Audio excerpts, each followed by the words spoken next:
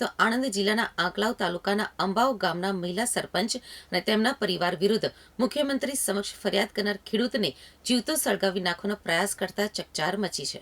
આણંદ જિલ્લાના આંકલાવ તાલુકાના અંબાવ ગામના મહિલા સરપંચ અને તેમના પરિવાર વિરુદ્ધ મુખ્યમંત્રી સમક્ષ ફરિયાદ કરનાર ખેડૂતને જીવતો સળગાવી નાખવાનો પ્રયાસ કરાતા ચકચાર મચી ગઈ છે. ગંભીર રીતે દાઝી ગયેલા આધેડને હાલ સારવાર માટે વડોદરાની સયાજી હોસ્પિટલમાં દાખલ કરવામાં આવ્યા છે.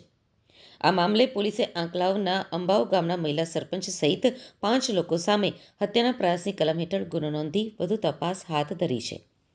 સયાજી હોસ્પિટલના બીછાને જીવન મરણ વચ્ચે ઝોલા ખાતા ભરતભાઈ પઢિયારે જણાવ્યું હતું કે અમારા ગામમાં પંચાયતમાં ભ્રષ્ટાચાર થયેલો એટલે મેં 8-10 દિવસ પહેલા જિલ્લા વિકાસ અધિકારી, તાલુકા વિકાસ અધિકારી, વિકાસ કમિશનર અને મુખ્યમંત્રીશ્રીને અરજી કરી હતી. આટલી બધી જગ્યાએ વારંવાર રજૂઆતો કરવા છતાં પણ કોઈ જ ન્યાય ન મળ્યો. તેથી અમે મીડિયામાં આ અંગેનું નિવેદન આપ્યું હતું.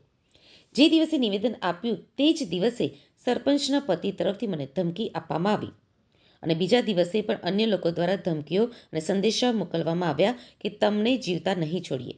તેના પછીના દિવસે મારે ઘરે ભજનનો કાર્યક્રમ હતો એટલે હું દળનું દળાવવા માટે ગયો હતો. ત્યાં અચાનક જ સરપંચ કોકિલાબેન, તેમના પતિ દિનેશભાઈ, પુત્ર નિલેશ, રાજેશ અને તેમનો એક ભત્રીજો ઇકો ગાડી લઈને આવ્યા હતા. તેમણે મને ગડદાપાટીનો માર માર્યો હતો. માર મારતા તેઓ મને ગામની વચ્ચે લઈ ગયા. ત્યાં કોકિલાબેને મને પકડી રાખ્યો. નિલેશભાઈએ મારા ઉપર પેટ્રોલ છાંટ્યું અને રાજેશભાઈએ દીવાસળી ચાંપી દીધી હતી.